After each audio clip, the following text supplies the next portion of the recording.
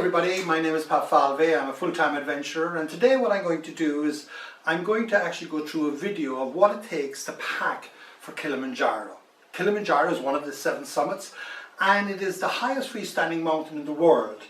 The thing with Kilimanjaro is that we have to go through 7 different climatical changes as we make our way to the top of its summit. That means we have a lot of different gear to wear. So one of the most questions that I have about something like this is, what do we wear initially? Well, let me tell you, initially we're going to go through the coffee and banana plantations as we travel through it, and this is where we're going to be based, and then we're going to go to the rainforests. So let's start here, right? The first thing that I would tell everybody to do is to wear something very light. And if you look at some of the slides on our webinars, and all you have to do is sign on to it at patfalvey.com, you will actually get a better intake on this. So the first thing that I would do is I would wear something very light, like a dry flow material, and I would actually be wearing this once I take off, right, okay, from our base in the coffee and banana plantations into the rainforest. So this is what I would be wearing. So what I'm going to do is I'm just going to put these aside, and so that you can actually see them later. So that's down here.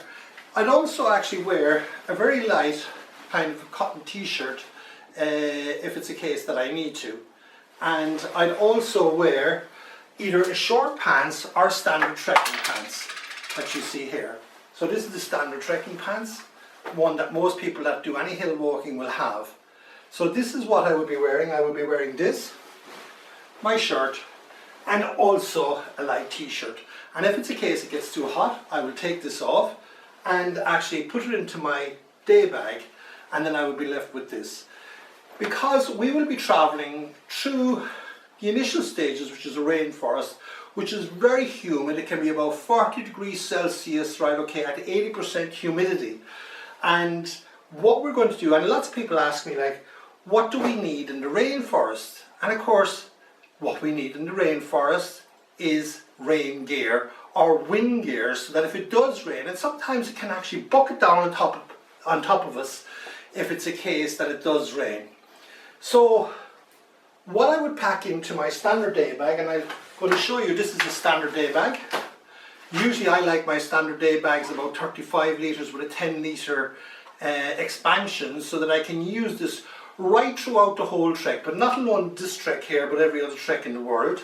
I also like to have a large waistband so that I can clip in around my hips, and this is where most of the weight will be actually transmitted onto, so it keeps it off the shoulders. So inside this day bag, what I would usually put in the event of it raining is I would put on my standard fleece jacket. And as you now see, like, it's all about layering system. What I do like is I like a fleece jacket with a hood, so that, you know, as we're going up through the different climatical changes, we can zip up the hood and actually keep ourselves grand and warm. And when we get into camp, when the temperatures drop, we can also use this. So this I will put into my day bag, and I'm just going to show you here. So this is in my day bag. I'd also bring a rain jacket or Gore-Tex jacket or some sort of breathable jacket. And this is my one. It doesn't matter what brand you use, really. The main thing is that it keeps the rain off on this particular occasion. When we get higher, this will be actually also acting as a wind barrier. And this is very, very important as we're approaching the summit, because we will have a tendency to have a lot of winds coming up. So this, at all occasions, I would have in my day bag. And I'd also have a rain pants, like this, a fairly light one. What I do is I like them to have full zips all the ways down, so that I can, you know, just put them on at any stage, put them on fast and get into my rain pants. So these, on all the different climatical changes, I will actually be carrying in my day bag, as well as wearing what I just showed you. We are actually going to altitude. And at altitude, it's very important that we take 4 litres of water per day. So some people will use a platypus on the lower regions, but when you get to high altitude and it gets very cold, the platypuses sometimes freeze.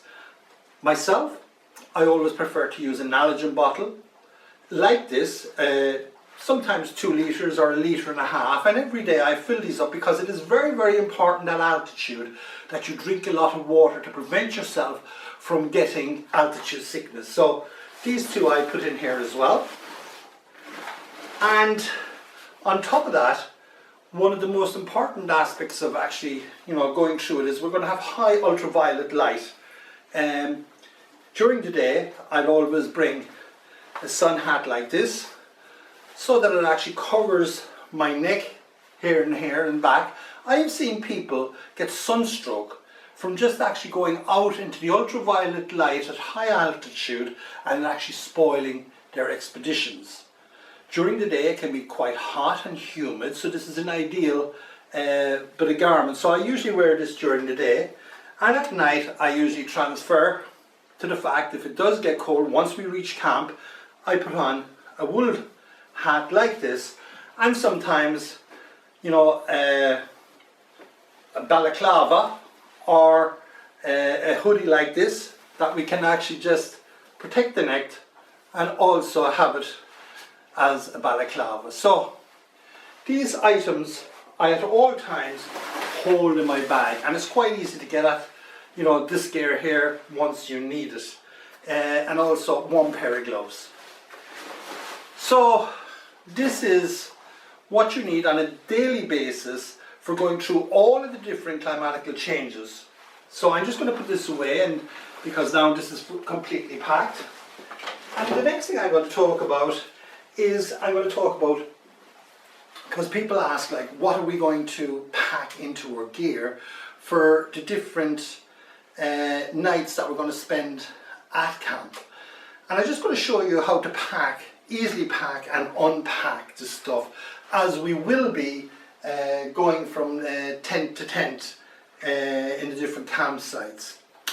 Well, here we are, we're gone through the coffee and banana plantations, we're gone through the rainforest, we're coming up into the alpine meadow. Things are going to start to get a little bit colder. So in our arsenal of gear, usually what I do is I bring a couple of extras. As you can see here, and I'm not going to be too fussed about folding these again.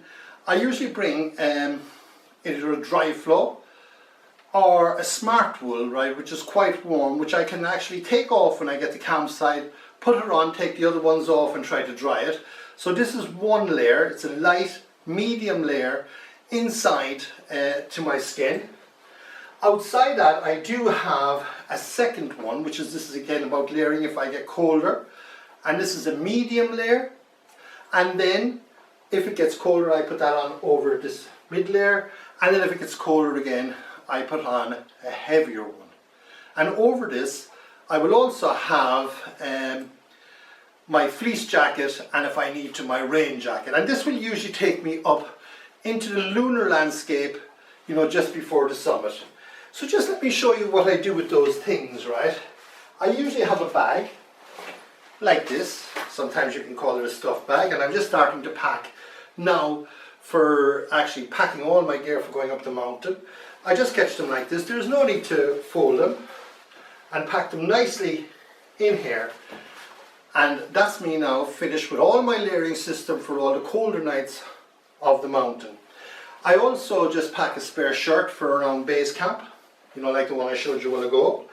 And if it's a case it gets warmer, I just have a short pants, and I'm just going to shove this in here like this, so that we will have it. If it's a case I need to switch from my longer pants, I don't like that because of the fact that what can happen sometimes, you can burn the back of your legs. And again, I've seen people lose a summit for that reasons, right? For up the mountain, what's going to be very, very important is once we get to the higher camps, and I'm just going to pack everything here. For me, usually I either use power stretch pants like this, which is, fine and warm. And I usually have either a fleece pants, which is, supplementary to this, which you see here, and a long johns, right?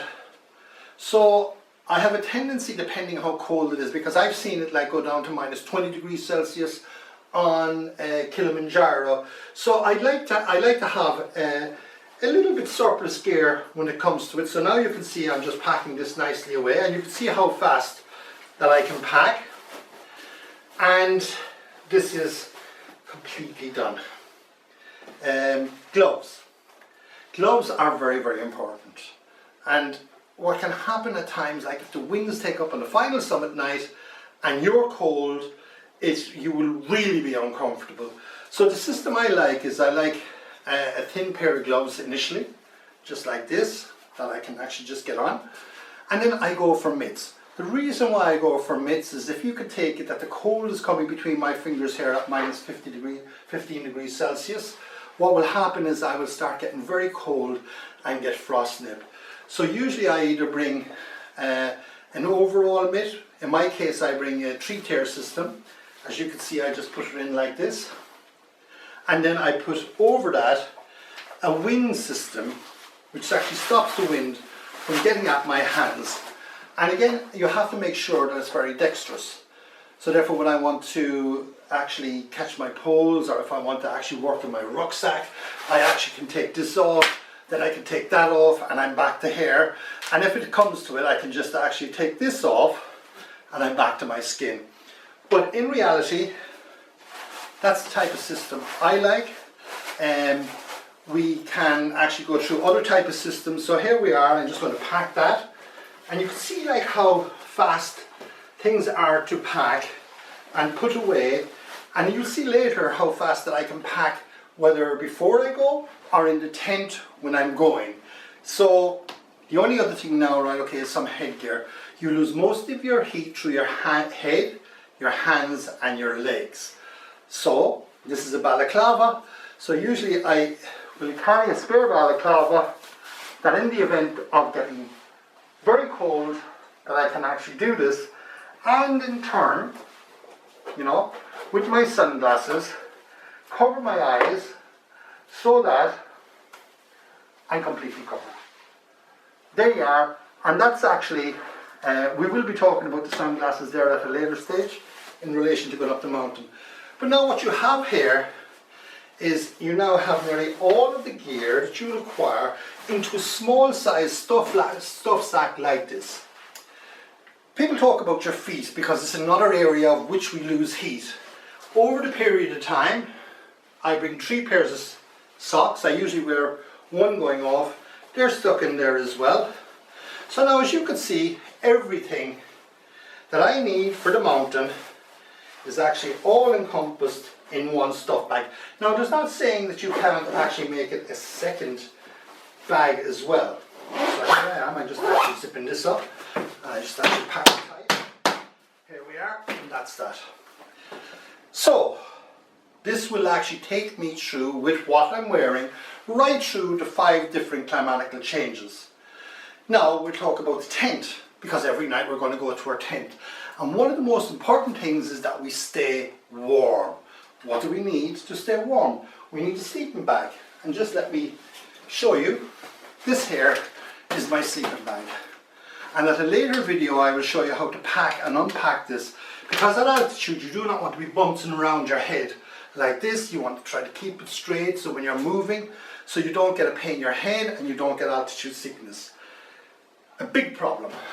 Every time I talk to people about sleeping bags, they go into their outdoor shop and they ask for a sleeping bag. And then I'd say, like, get a sleeping bag that's a comfort rate of minus 15 approximately. And you know what they do? They give them an extreme sleeping bag of minus 15. Now extreme means that you're shivering. And usually when I read it, it's a comfort rate of minus 5. If you look here, right, you will see minus 15 comfort rating. And this is the most important thing when you're going sleeping. So this is your sleeping bag. It's a very important part of equipment. So we'll just put that here. And in all of our expeditions, we always provide a mat. It's usually about 2 inches thick, but some people like a little bit more comfort. And if they do, they can bring a thermarest. A thermarest is a blow-up mat that you can actually bring from Ireland, and this is it here. I'm not going into the packing side of it, I'm making it as easy as possible. It's a thermarest, a very good piece of equipment to have. You don't really need it, but if it's a case that you like that extra little bit of comfort, you can actually pack it up. And then you have a pillow. Now you can use all your gear here as a pillow, but I like actually bringing a nice comfort pillow like this. And for night, you also will need a head torch. Make sure you bring extra batteries. So this is the head torch. Now I always keep one head torch in my day bag, because not to forget the fact when we're going to the summit, we will need to have light, because we will leave at about 11 or 12 o'clock at night, and it's very, very important when you're doing this to have a full, spare set of batteries for this head torch, which we're putting into our bag here. Also, for night at campsite, it's always well recommended, and in particular as well for the summit night, is that we have a down jacket. Now, this is a down jacket. I could just actually squeeze this down, and so it's just to put that in your arsenal as well. It's always very, very well recommended. Boots, just a little bit about boots, because these are one of the most important elements that you'll be wearing on the mountain. Usually I wear a pair of leather boots, and I'll be using these right through the rainforest. They mustn't twist too much. If they twist like, you're going to wring them, then this is very bad for your feet. And this is one of the most important aspects of climbing. So there's your boots. And for campsite, I always bring a change of shoes, so that when I'm going around campsite, I have a pair of runners. Well, this is all of the packing. We could talk now a little bit about the medication, first aid, and a little bit about what kind of medication that you should take. First and foremost, I would bring a standard, first aid kit in the event of anything happening, with a bit of Compeed, just in case that you do get blisters. That's here. For your own personal equipment, like what I have is I usually have my razor, a bit of Savlon, spray for my feet, because I happen to sweat a lot, and it actually keeps the smell down, in particular if it's a case you have people that don't like your feet smelling. Very, very important is a factor 50. Remember, we're in ultraviolet light from a first aid point of view to have in your bag at all the time. I usually carry a little bit of after sun in the event of eye burning, a little bit of mosquito repellent. Now it doesn't really have mosquitoes up there, but I always have it. And then my own medication, I'll always have an antibiotic in case I get a flu or a cold, Imodium or Motilium for nausea, and sometimes you can take a seasickness tablet if it's the case you get that, Imodium in the event of you getting diarrhea, some painkillers, and indeed we are going to be in Africa, and if you're moving on to safari, Malarone. That is very, very important. And then my own personal stuff, like I just have another antibiotic, and Deorolite in case I dehydrate. So I usually pack those all into a plastic bag so that I can see them, just like this. I just put them in here. There's no need to be packing too tightly. I usually put the spray into the after sun, or what do they call it, the moisturiser and sun lotion factor 50 into my day bag, so that I can use it daily, and a little bit of a boost Barocca. Now some people might want to bring chocolates and things like that for them. The food that we have online is very, very good. So here we can see now this is everything ready to pack, and what I'll do is I'll just show you how fast it is to pack, and this is how fast it will be every day.